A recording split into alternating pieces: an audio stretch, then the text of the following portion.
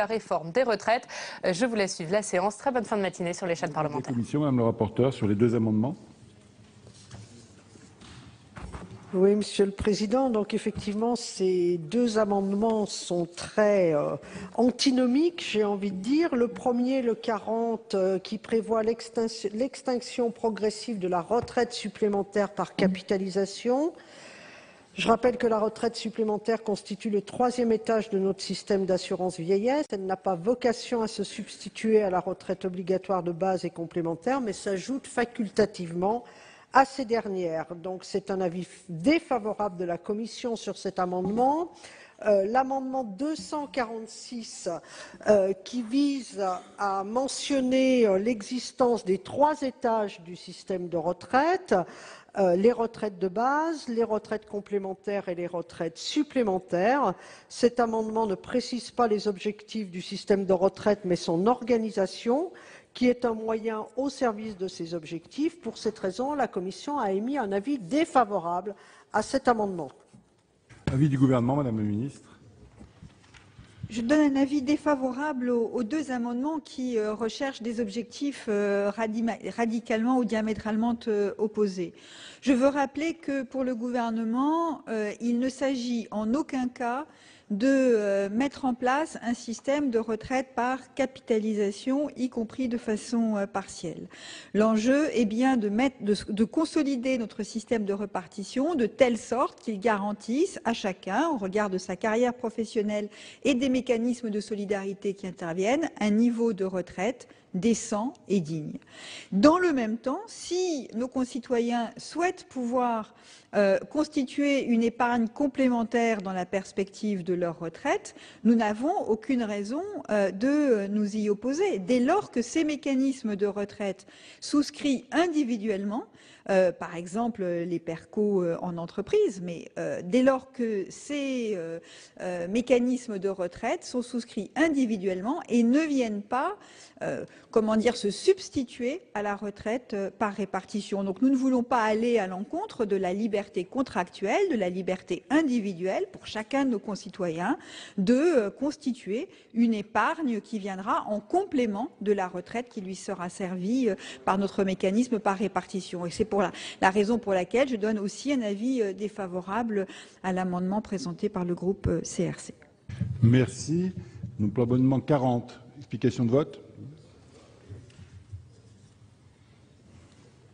Cela fait déjà quelque temps qu'une certaine partie du patronat, notamment dans la banque et dans l'assurance, quelques idéologues de l'Institut de l'entreprise ou l'Institut Montaigne, présentent la capitalisation comme la panacée au mot rédhibitoire de notre système de retraite par répartition, dont l'avenir serait d'être indéfiniment en déficit grandissant. Alors je crois qu'il faut à un moment donné revenir aux fondamentaux même de ce qu'est la capitalisation, des fondamentaux exactement inverses, on peut le dire, notre système solidaire de retraite. En effet, avec le système de la capitalisation, l'intérêt des actifs qui veulent épargner est de disposer de revenus élevés sur lesquels ils peuvent soustraire des sommes au-delà de leur consommation et dans le même temps l'intérêt des rentiers retraités d'obtenir la meilleure rémunération immédiate de leur capital investi. En clair, le système par capitalisation oppose donc clairement les actifs aux retraités. La persistance des outils de capitalisation conduit à pérenniser non notre système de retraite, mais cet antagonisme entre actifs et retraités. De plus, la capitalisation dessert l'intérêt général. En effet, la logique globale de la capitalisation tient dans un accroissement continu du capital et dans une progression du rendement du capital. À ce titre, c'est un système qui joue contre la consommation et contre l'emploi. Le prélèvement opéré à un moment donné sur les richesses produites est retiré de la consommation et n'y revient qu'après un circuit long et fortement hasardeux. Le système par capitalisation est en effet plein d'aléas. Les placements opérés aujourd'hui peuvent ne pas se révéler judicieux quelques années plus tard. Il s'agit bien de confier sa retraite à la bourse. Cela n'est pas très rassurant et tout le monde peut en juger aujourd'hui compte tenu des fluctuations, voire des crises boursières. Ainsi, la capitalisation peut paraître rentable quand il y a montée en puissance du système, Quand, par exemple, la demande d'actifs financiers est importante, c'est-à-dire quand les actifs sont nombreux en période d'épargne capitalisation, mais à l'inverse, quand les personnes arrivent à l'âge de la retraite, elles ont tendance à vouloir liquider leur pension. Très logiquement, elles veulent vivre sur leur capital et vont vendre une partie de leurs avoirs qui sera offerte sur les marchés. Si alors il y a moins de jeunes et de revenus pour acheter ces titres, la tendance du marché sera à la baisse. En conclusion, ces titres vont s'effondrer et ni les retraités ni les actifs ne pourront bénéficier des bienfaits supposés de la capitalisation. Il ressort donc de ce qui précède que le recours à la capitalisation n'empêche pas les effets du fameux choc démographique, on y revient, auquel vous vous référez pour l'imposer. La capitalisation n'est efficace ni pour créer de la solidarité, ni pour répondre aux variations démographiques, ni pour engendrer du revenu. Elle n'est efficace que pour organiser sa disparition. C'est bel et bien pour ces motifs de fond que nous vous proposons l'adoption de cet amendement. Merci. Autre explication de vote sur Monsieur Longuet. Sur cet amendement-là, sur le 40. Non, là, je suis au 40. Pas d'autres explications de vote sur le 40. Donc, je rappelle que la Commission et le gouvernement ont mis des avis défavorables à cet amendement. Ceux qui sont favorables à cet amendement veulent bien lever la main. Ceux qui sont défavorables à cet amendement, il n'est pas adopté. Amendement 246, Monsieur Longuet. Monsieur le Président, Madame le Ministre, mes chers collègues, nous sommes à un rendez-vous important de la réflexion collective sur l'avenir de nos retraites. Il n'est pas complètement inutile de revenir en effet en arrière. Si les régimes par capitalisation ont connu dans notre pays, au lendemain de la Deuxième Guerre mondiale, une image négative, rappelons qu'il y a eu quand même deux événements importants qui ont marqué l'histoire monétaire française. La Première Guerre mondiale, dont nous allons marquer le centenaire du déclenchement l'année prochaine, et la Seconde Guerre mondiale que j'évoquais incidemment. La Première Guerre mondiale a mis fin à un siècle de stabilité monétaire pendant lequel les travailleurs, pour les salariés minoritaires, pour les travailleurs indépendants et notamment le monde agricole, mais le monde commercial, artisanal, ont pu se constituer des retraites par capitalisation. Ça s'appelait des rentiers, et les rentiers étaient d'ailleurs assez nombreux dans notre pays, qui entre la rente d'État d'une part ou l'immobilier d'autre part accédaient, après une période de vie de labeur, à une certaine indépendance.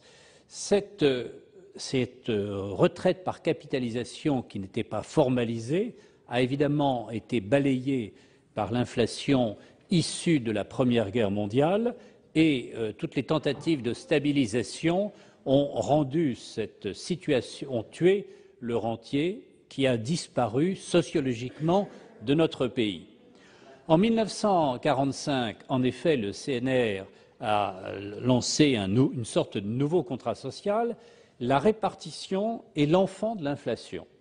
La répartition est l'enfant de l'inflation puisqu'il s'agit de payer immédiatement des retraites avec les ressources des cotisations, ce qu'a évoqué René-Paul Savary précédemment, surtout de rien attendre et de faire en sorte que les retraites versées correspondent aux cotisations immédiatement versées, tant la fuite devant la monnaie en raison du risque permanent d'inflation rendait tout système de capitalisation à peu près impossible. Ce qui n'a d'ailleurs pas empêché un certain nombre de nos compatriotes qui avaient des revenus légèrement supérieurs, qui pouvaient dégager une marge ou qui pouvaient accéder au crédit, d'échapper à l'inflation et de se constituer une retraite par l'accumulation d'actifs, notamment d'actifs immobiliers, qui, eux, étaient des biens réels, protégés de l'inflation, le salarié ou le retraité courant après l'inflation, selon la vieille formule des syndicalistes, les prix prennent l'ascenseur et les salaires prennent l'escalier. Aujourd'hui, nous sommes dans une situation française qui a simplement complètement changé, et ce pour deux raisons. La première, c'est que nous appartenons à une monnaie nouvelle, l'euro, dont l'objectif est de stabilité. On peut regretter cet objectif, on peut au contraire s'en féliciter, mais c'est un fait que depuis que l'euro est mis en place et la majorité de cette Assemblée souhaite maintenir l'appartenance de la France dans l'euro, nous avons une stabilité. Et donc le regard de nos compatriotes face à la sécurité des vieux jours change parce que change également la relation qu'ils ont avec la monnaie dans la mesure même où l'inflation a disparu. C'est un premier élément dont vous ne pouvez pas ne pas tenir compte. Deuxième élément extrêmement important, et je suis très étonné, Madame le Ministre, que vous n'y réfléchissiez pas publiquement, c'est la globalisation. La globalisation économique mondiale a des avantages et des inconvénients. Que se passe-t-il avec un régime de répartition? Ce régime de répartition est nécessairement exclusivement national, puisque évidemment l'autorité de la loi ne peut jouer qu'à l'intérieur d'un espace, de l'espace national, qui est l'espace de l'impérium de la loi. Or, pourquoi priver les générations de Français d'aujourd'hui de la capacité de performance économique, de développement et de croissance qui apparaissent dans d'autres parties du monde et que seul l'investissement français à l'extérieur, à travers des capitalisations, permettrait de rapatrier dans notre pays. Après tout, la France vieillit, contrairement à ce que vous pensez. Il y a des pays jeunes qui sont en puissance, en expansion. L'intérêt bien compris des jeunes générations françaises à venir, ce serait d'associer leurs économies, leur prévoyance au développement de pays qui ont des perspectives affichées de croissance, alors que malheureusement, et vous le donnez dans votre rapport, un taux de croissance de l'ordre de 1,5% par an pour les 20 prochaines années dans notre pays. C'est un taux extrêmement raisonnable, M. Caffé l'a rappelé en commission, mais c'est un taux qui est très largement inférieur à la performance économique d'autres parties du monde. Alors, je ne nie pas qu'il y ait dans la démarche de capitalisation la perspective d'un risque, mais il y a également la perspective d'un succès. Lorsque nous rappelons ce principe de capitalisation, nous ne voulons pas simplement dire une évidence, Madame le Ministre, évidence que vous avez rappelée, c'est que chacun d'entre nous a droit à l'épargne et à se constituer une épargne, et si possible, en ne payant pas un impôt sur cette épargne alors qu'il a déjà payé un impôt sur un revenu, mais pourquoi priver la collectivité française de la perspective d'être associée par des placements collectifs judicieux à la réussite d'autres parties du monde auxquelles nous souhaitons d'ailleurs la croissance, puisque prolétaires et consommateurs de tous les pays, unissez-vous pour une croissance harmonieuse et pacifique dans le monde. J'ai usé mon temps de parole. Oui, tout à fait, Monsieur le Président. Je ne vois pas d'autres... Monsieur Husson. Oui, Monsieur le Président, Madame la Ministre, mes chers collègues, vous ne serez pas surpris. Je compléterai et je partage bien évidemment l'analyse de Gérard Longuet. Et je veux redire d'abord, je l'ai dit tout à l'heure, l'importance que j'accorde à ces trois piliers. D'abord pour une raison tout à fait pratique, c'est que si vous essayez, quand vous prenez par exemple un tabouret à trois pattes, ça assure toujours la stabilité des systèmes où que vous soyez. Ça, c'est pour le clin d'œil. Mais pour rester tout à fait sérieux, on a rappelé l'attachement qui était le nôtre au principe de la répartition. C'est bien le premier pilier. Les deux autres piliers, c'est à la fois les régimes de retraite collectifs pour certaines professions. Alors, elle a existé, elle existe toujours pour les fonctionnaires. Je veux juste faire un rappel pour celles et ceux qui sont ou ont été fonctionnaires et qui ont éventuellement cotisé.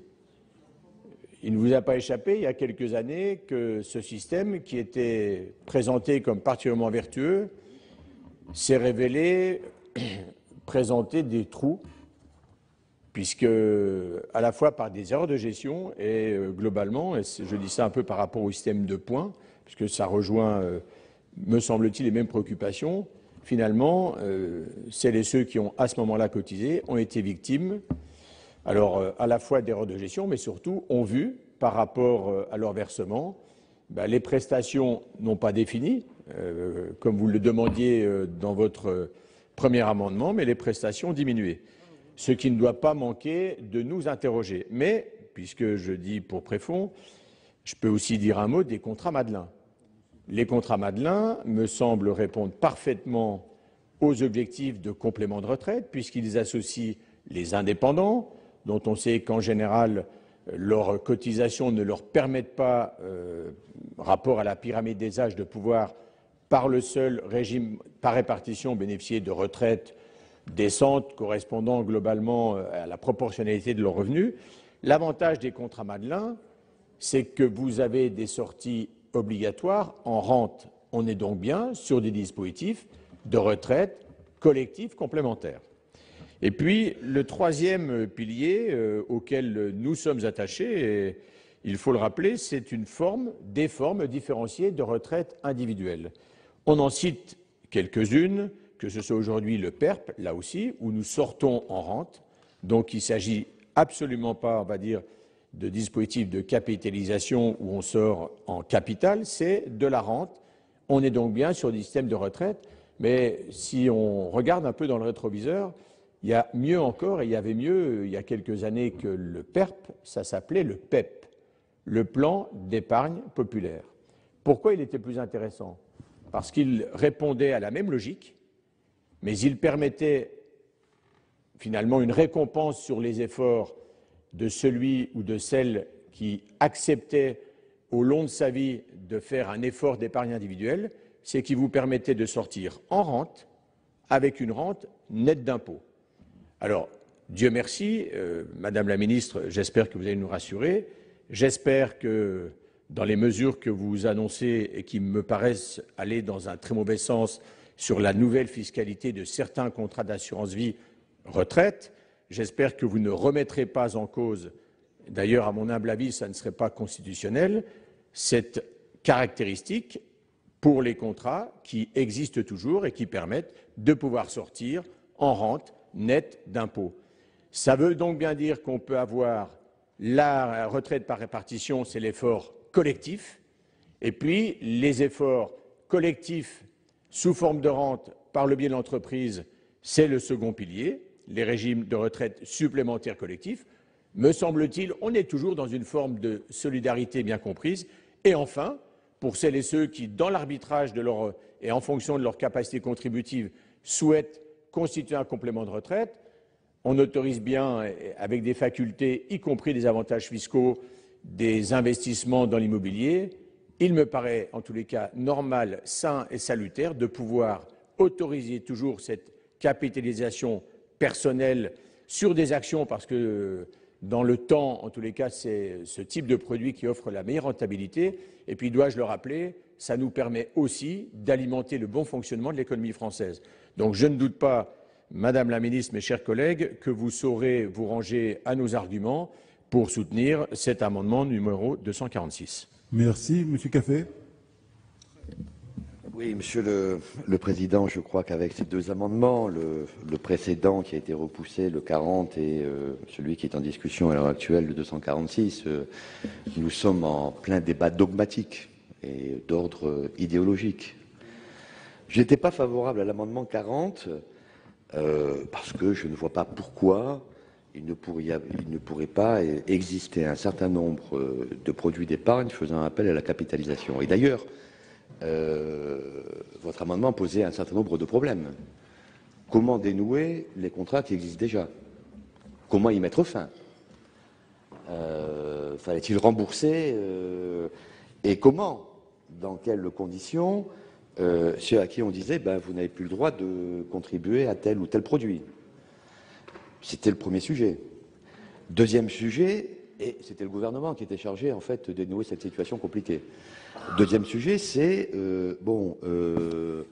où est-ce qu'on mettait la barre? Qu'est-ce qui ressortait de la capitalisation et qu'est-ce qui n'en ressortait pas? Est-ce que l'assurance vie, par exemple, ressortait de la capitalisation?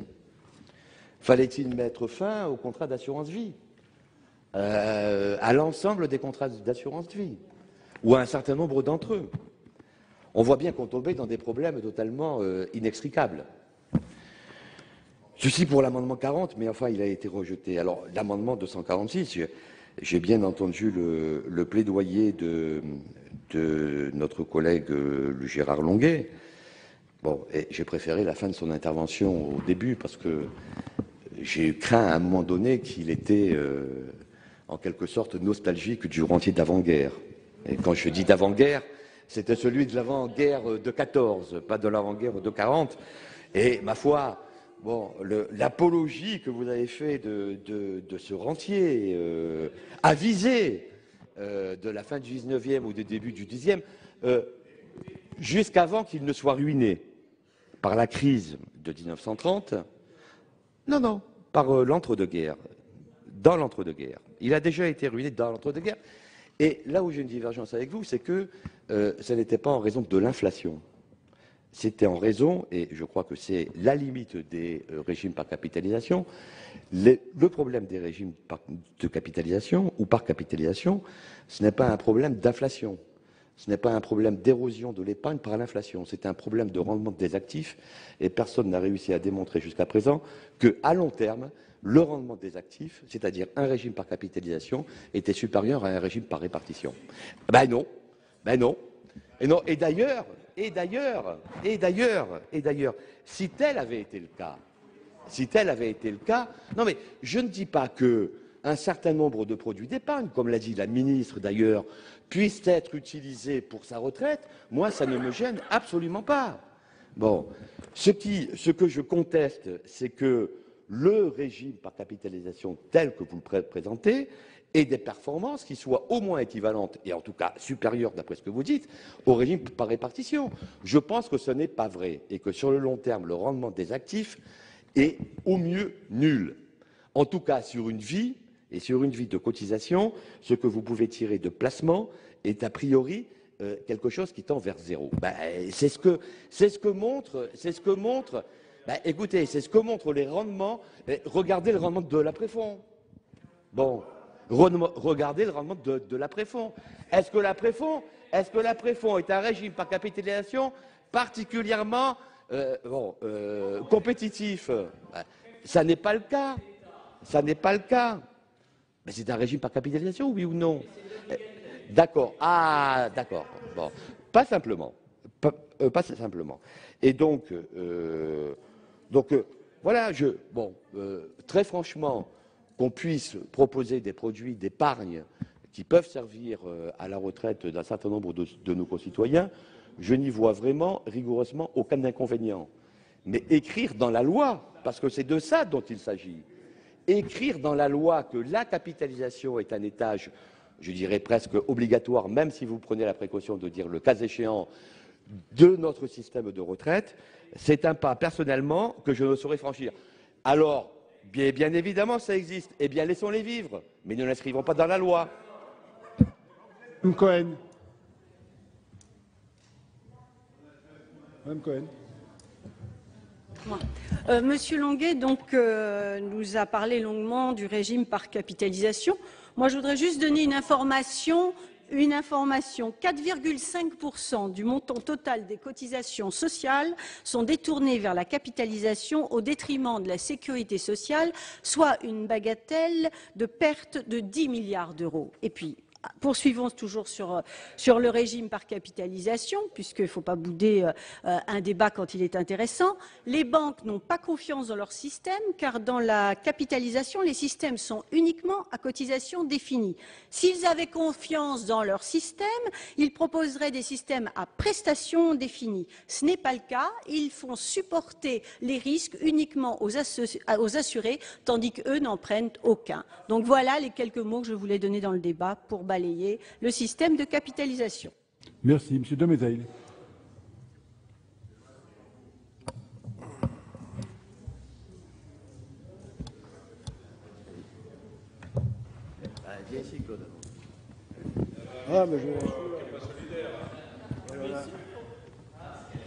Merci, Monsieur le Président, Madame la Ministre, mes chers collègues.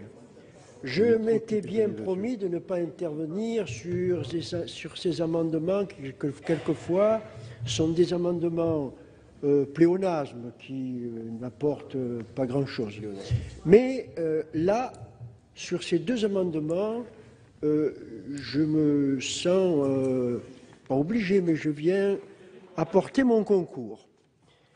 Lorsque notre système par répartition a été créé à la Libération, il était basé sur deux mots, l'un dépendant de l'autre. Le premier mot le plus important, c'est le mot solidarité. Et le deuxième, qui est lié à la solidarité, c'est l'obligation. Et ce 4 de l'article 1er traite de système de retraite obligatoire. Et je pense qu'on aurait dû compléter, ce 4 aurait dû être complété en employant le mot obligatoire. Le choix de la retraite obligatoire par répartition, encore que la notion d'obligation est tout de même contenue au cœur, dans le membre de phrase, au cœur du pacte social qui unit les générations entre elles. On a ajouté entre elles entre-temps.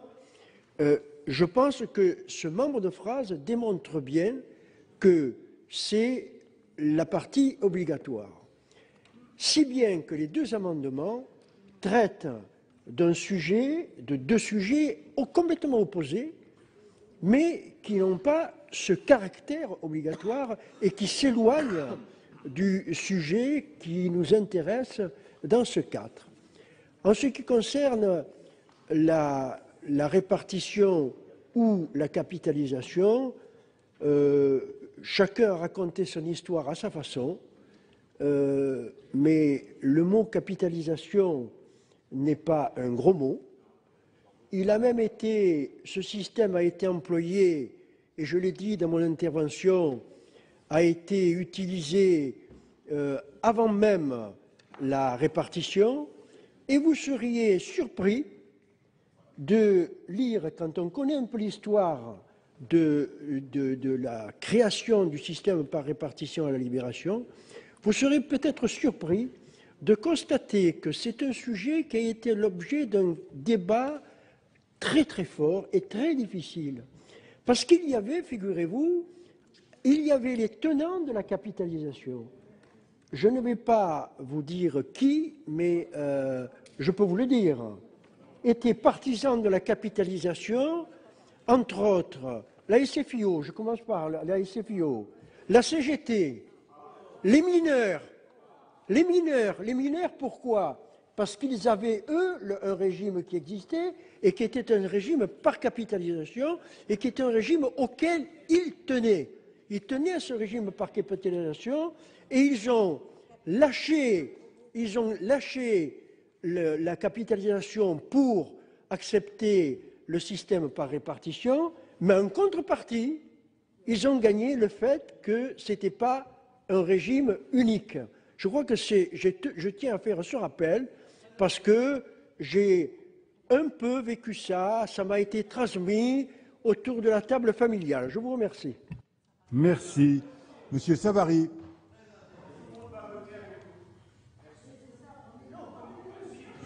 Je crois que, Monsieur le Président, Madame la Ministre, nous sommes vraiment dans le vif du sujet et tous les éléments historiques qui ont été abordés par nos collègues sont tout à fait intéressants. Je crois que la résultante de cette discussion est bien qu'il ne faille pas mettre tous ses œufs dans le même panier. Ce que l'on vous propose à travers cet amendement, je me permets de vous le relire, c'est très simple.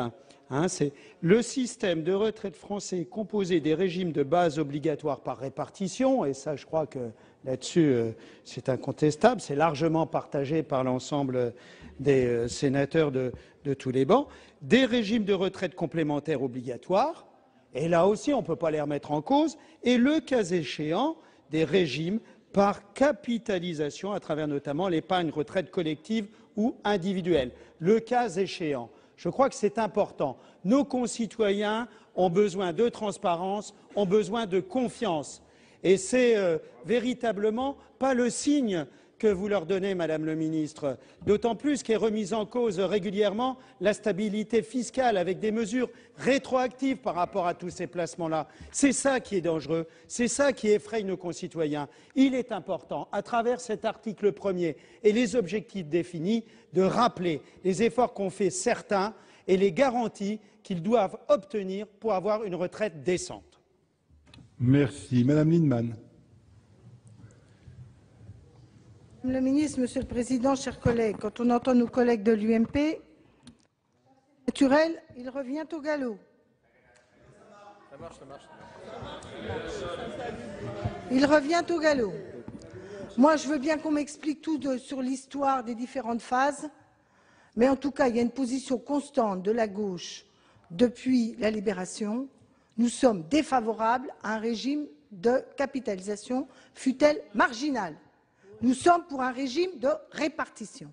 Ça ne veut pas dire que les Français ne vont pas placer de l'argent quand ils ont de l'argent de côté et des économies qui, au moment de leur retraite, leur apportent du beurre dans les épinards. Ça a toujours existé, mais ça n'est pas la même chose que de mettre en place un régime de capitalisation. Car la capitalisation, quand elle vient en complément de la répartition, finit par manger la répartition. Parce que ceux qui doivent contribuer fortement et qui peuvent placer de l'argent trouvent illégitime qu'ils payent pour les autres puisque ça leur rapporte plus en plaçant leur argent. Et on voit tous les exemples qui ont fait un système mixte ont fini par basculer par plus de capitalisation et moins de répartition. Pour une raison simple, c'est la seule chose qui est arrêtée récemment, c'est pour ça que vous êtes un peu plus modérés. C'est qu'avec la crise qu'on a connue, tous ceux qui avaient des retraites par capitalisation dans les autres pays se sont retrouvés dépouillés. Alors d'un seul coup, là, vous êtes un peu plus nuancés. Mais dès que le capital va reprendre sa financiarisation, si on n'y arrive pas, vous allez de nouveau être pour la capitalisation. Car le choix fondamental, c'est qu'à partir du moment où on a une retraite par capitalisation, et on le voit bien avec les fonds de pension qui arrivent en France, c'est qu'il faut un rendement élevé. Et donc, ça veut dire qu'il faut légitimer le rendement maximal du capital au détriment du travail au nom de la capitalisation. Pour financer les retraites de nos anciens, il faut qu'on exploite le travailleur d'aujourd'hui pour que le prélèvement capitalistique soit supérieur au prélèvement sur le travail. Alors que quand on assied sur d'autres critères que la capitalisation, le système, on prélève sur l'ensemble des richesses produites de la nation, en particulier le travail qui doit être mieux rémunéré, pour pouvoir financer les retraites. Il y a donc de fait une solidarité de génération entre les salariés. Ceux qui travaillent d'aujourd'hui n'ont pas besoin d'être plus prélevés pour rémunérer le capital, pour payer les retraites des anciens salariés d'hier. Voilà pourquoi ce système est fondamental dans notre République depuis la Libération. Alors on peut prendre tous les mots qu'on veut, la réalité elle est celle-là. La gauche et le Parti socialiste sont hostiles à toute mise de doigt vers la capitalisation. Les systèmes existants existent, il ne faut pas les développer, il ne faut pas les aider fiscalement.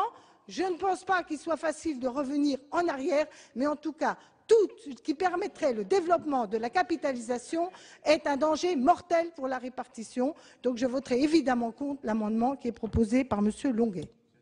Monsieur Lecomte. Oui, je voudrais m'inscrire en continuité de ce que vient de dire notre collègue Madame Lienemann, Monsieur le Président, parce que avec deux remarques.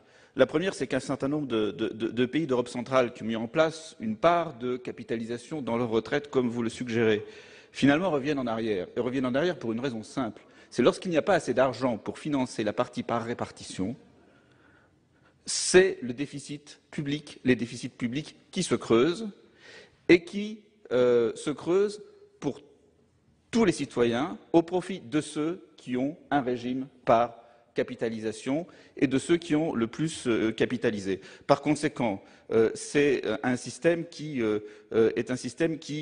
creuse les déficits publics quand les comptes publics ne sont pas équilibrés.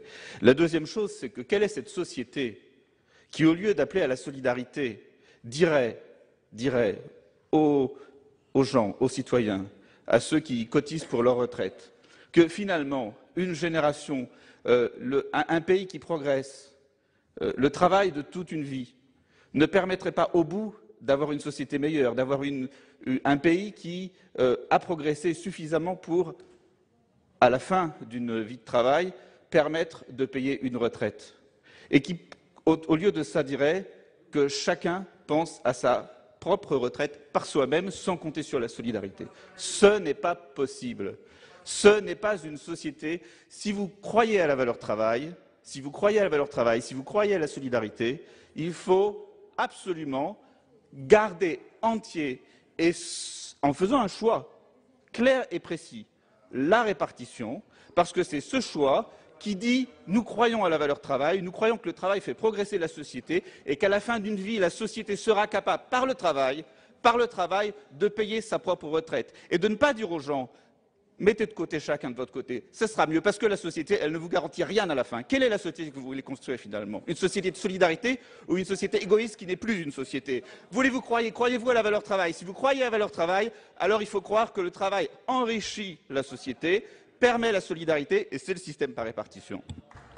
Merci, mon cher collègue. Des explications de vote, je n'en vois plus. Donc, je vais mettre aux voix l'amendement 246. Et je rappelle, la commission et le gouvernement ont mis des avis défavorables. Ceux qui sont favorables à cet amendement veulent bien lever la main. Ceux qui sont défavorables, il n'est pas adopté. Je suis saisi de l'amendement 11 rectifié bis. C'est vous, Madame Lienemann? Madame Lienemann, c'est vous le 11 rectifié bis? Non, chers collègues, j'aurai l'occasion de l'indiquer. Je ne suis pas favorable à l'allongement de la durée des cotisations. Et d'ailleurs, j'ai déposé des amendements en ce sens. Je suis tout à fait hostile depuis toujours. Au passage, je rappellerai à mes collègues que pour ma part, quand je suis dans l'opposition, je prends des décisions et des orientations que j'estime réalisables quand la gauche est au pouvoir. J'ai toujours la même critique sur les réformes qui ont été faites par M. Balladur, qui ont été faites par M. Raffarin, qui ont été faites par M. Fillon ou par M. Juppé. Elles étaient mauvaises, elles n'ont pas résolu les problèmes, elles ont accru les inégalités et affaibli nos retraités. Pour ma part, quoi qu'il en soit, je garde la même analyse. Et je reste fidèle à ce que j'ai toujours voté, à savoir que nous sommes contre l'allègement des cotisations sociales à partir du moment, d'autant plus que nous avons un chômage de masse qui percute notre jeunesse. Donc, pour ma part, je suis hostile à cela. En revanche, indépendamment du fait que j'y suis hostile, je crains toutefois que cette mesure soit réalisée. Et à l'instar de ce qu'avait fait mon collègue Jean-Marc Germain à l'Assemblée nationale, je pense qu'il y a un garde-fou qu'il faut mettre pour l'avenir, qui est le fait suivant, à savoir que chaque génération doit avoir un âge de départ qui offre une durée de retraite au moins égale à la moitié de la durée de l'activité professionnelle. Alors vous allez me dire, comme vous l'avez dit à mon collègue Jean-Marc Germain, qu'actuellement c'est le cas. C'est le cas en moyenne. C'est satisfait pour aujourd'hui. Mais comme il n'est pas à l'article 1, nous fixons le cadre de notre régime de retraite. Et donc, ce qui est vérifié aujourd'hui ne l'est pas forcément demain, pour plusieurs raisons. La première, c'est d'abord que nous avons, dans la période récente, gagné, si je puis dire, 2 années de travail moyenne pour partir en retraite. En 10 ans, de 2001 à 2000, enfin 9 ans, de 2001 à 2010, la durée de départ en retraite, l'âge moyen, a gagné 2 ans. Pour autant, nous n'avons pas, dans la même période, gagné, en tout cas pour tous, 2 années de vie. Et donc, en fait, se creuse un décalage entre l'espérance de vie qu'on gagne et la durée de travail d'année où l'on se trouve.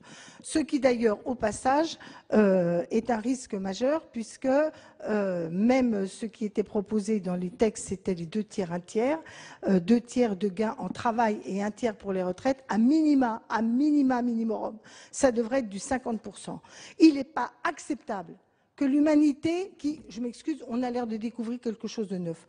On vit plus longtemps et on travaille moins longtemps. Mais c'est séculaire. Depuis que l'humanité existe, on vit plus longtemps et on travaille moins longtemps. Et c'est ça le progrès humain. Et je ne vois pas pourquoi, en 2009, 2010, 2011, 2014, d'un seul coup, il faudrait qu'on découvre qu'on inverse cette donne. Et par ailleurs, ça n'a jamais été la gauche qui a allongé la durée des cotisations et le temps de travail dans ce pays. Alors, première chose, les années de vie qu'on gagne ne sont plus celles, sont essentiellement consacrées au travail. Bonjour le progrès. Deuxièmement, la durée de vie baisse pour certains pays, car contrairement à ce qu'on peut croire, plus on travaille longtemps, moins on vit longtemps, sans compter qu'on vivra moins longtemps en bonne santé. C'est un sujet que j'évoquerai au moment de l'amendement 2. Troisièmement, donc, comme la durée de vie risque de baisser et que la durée de cotisation risque de monter, dans la durée, on peut avoir une divergence entre le temps où on va travailler et le temps où on va bénéficier de la retraite. Et troisièmement, il y a la durée d'activité de nos jeunes est menacée. Parce qu'à mesure, et là on le voit bien dans les courbes, à partir de 2008-2009, on voit une montée en flèche, entre guillemets, du travail des seniors, ce dont on pourrait se réjouir. Mais le seul problème, c'est que dans le même temps, on voit baisser en symétrique la courbe du travail des actifs et des jeunes, et plus encore des jeunes. Donc nous sommes dans un mécanisme où, à terme, la durée d'activité partant plus longtemps, et comme on va être obligé de travailler plus longtemps, le temps de retraite va se retrouver à être grignoté par rapport au temps de travail. Alors, je le dis bien, personnellement, je me contenterai de l'abandon de l'amendement 2. Mais en l'état de ce que je peux percevoir du fait que dans cette loi, l'allongement risque d'être conservé, il y aurait au moins une mesure de précaution à terme qui viserait à fixer ce cliquet, que la durée moyenne de la retraite est au moins égale à la moitié de la durée de l'activité professionnelle. Merci. Avis de la commission. Oui, Monsieur le Président, Madame la Ministre, chers collègues, votre amendement entend prévoir que le système de retraite garantit une durée de retraite au moins égale, vous l'avez rappelé dans votre explication d'amendement, à la moitié de la durée de l'activité professionnelle. La prise en compte de l'espérance de vie est déjà prévue à l'alinéa 6 de l'article 1er et elle figure parmi les paramètres au regard desquels le comité de suivi formulera chaque année des recommandations publiques. Aussi, la Commission, Madame la sénatrice, vous demande de retirer votre amendement, sinon elle émet un avis défavorable. Merci. Avis du gouvernement, Madame la Ministre.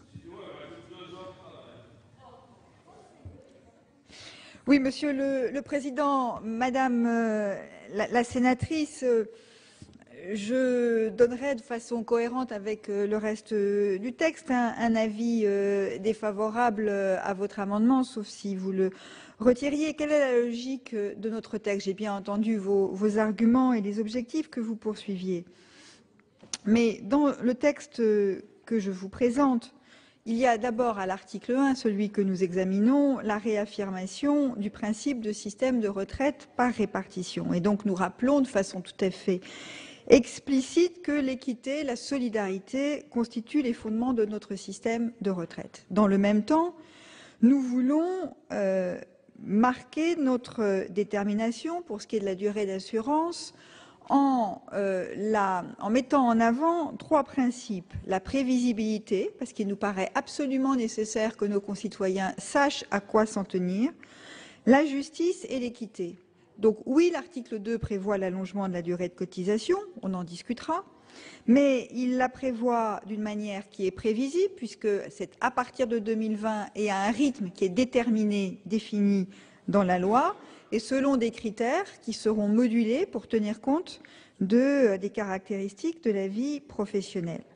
Par ailleurs, cette hausse de la durée de cotisation, donc, est inscrite dans la loi, ce qui signifie que toute évolution de cette durée de cotisation devrait faire l'objet d'un passage au Parlement, dans quelque sens que ce soit d'ailleurs, et l'article 3 prévoit un système de suivi qui n'écarte pas la possibilité par le comité de suivi de faire des recommandations portant sur la durée de cotisation.